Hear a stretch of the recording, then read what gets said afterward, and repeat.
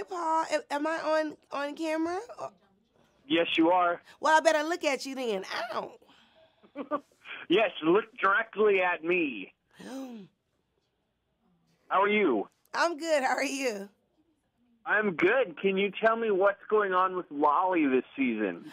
What is going on with Lolli? Oh my goodness. There's a lot going on with Lolli. She's preparing for a big hair show this season. She's also feeling a little left out of her old lifestyle because she was used to the partying and, carrying on and trying to get back some of the things that she lost when she left Las Vegas.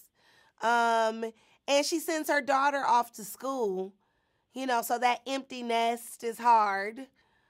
It's a lot going on. I mean, I could go on and on. But you have an empty nest, but Stamps is coming in, right? Oh, my goodness gracious. One out the door and one in. I can't win for losing. Now, can you tell me a little bit about Stamps? What's his kind of place in the world? Well, up until this point, Stamps has been what you call a very lovable ne'er-do-well. Never going to do well. But moving forward in this second season, we see him maturate a little bit and kind of step it up and come into his own. Well, and I talked to Cedric a little bit about this. The history of beloved shows, and this is certainly a show the fans love, bringing in a new character sometimes is hard. Well, I think that season 1 is when you figure out what the show is and what it's not. And when you're entering into season 2, you found it. And now you're just playing in this beautiful rhythm of what you figured out. I think that if people like the show first season, they're going to love it second season. So you're saying Stamps is more Danny DeVito in Sunny in Philadelphia than he is Oliver in the Brady Bunch. If you want to put it that way, I'll take that. Now, you brought up her lifestyle in Vegas. I'm wondering how sort of maybe resentful is the wrong word, but like jealous or just kind of missing it does she actually get throughout the run of season 2? Well, I think that she loves her husband and really wants to support him. But at the same time, I used to actually be married to a pastor. And when the person you love gets called into the ministry, you don't realize that when they get the calling, you got to come along for the ride too. There's a call for you and a call for the family to show up and be present in this arena. So I think it's natural to have a little look back over your shoulder like, wait a minute, where's my old life going? Kind of space. But because I play a character who's so much in love with her husband, we find a way to work it out. Well, on that, I mean, it got to be a little bit tough for Cedric's character. Would you agree with that? I mean, dealing with that? You mean because the family is a little resistant to change? Well, no, I'm thinking more just taking on that weight and kind of having to push that for himself to keep you happy. Not you happy, but Lolli happy on the show. Well, I just feel like get in line behind all the rest of the husbands in the world. That's your job. Lead the charge, keep us happy. Ow. What? What's the problem there? That's what you're supposed to do. There's no problem. That is exactly what you're supposed to do. That's and exactly what you're supposed to do. Well, you talk about your past with your pastor husband. I'm wondering how many of the stories have you pulled out of the church that you've given to the writers? I mean, do we see a lot of stuff that you actually saw happen in real life kind of seep its way into the show? Or do you kind of distance yourself from the writing on the show?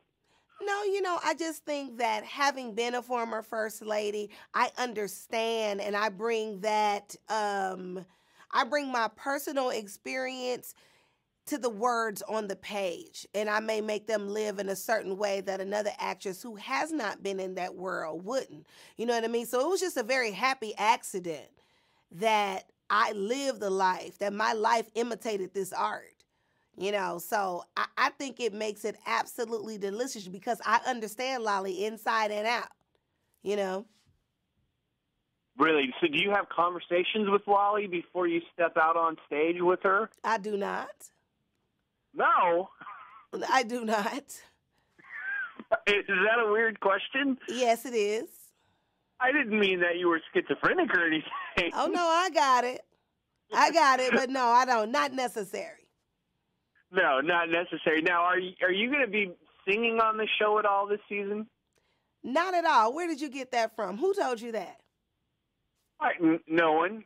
I just thought maybe R&B singer turned minister. Maybe it was in the cards that you would get up and sing in front of people. No, I hope not. I hope that doesn't happen this season. No. You don't want to see that.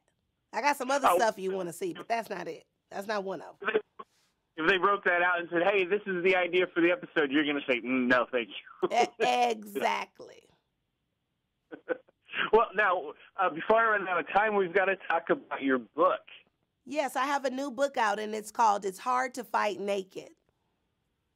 Now, how hard is it to fight naked? I think I've had some fights naked with my own significant other. Have you? Yes. Oh, wow. Was it easy to do?